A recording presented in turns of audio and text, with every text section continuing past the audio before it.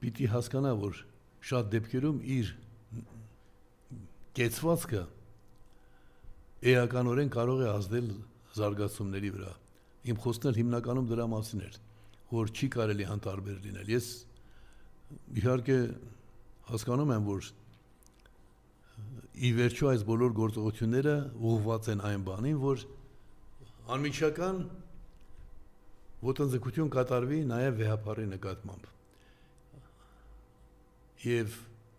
դա նշանակում է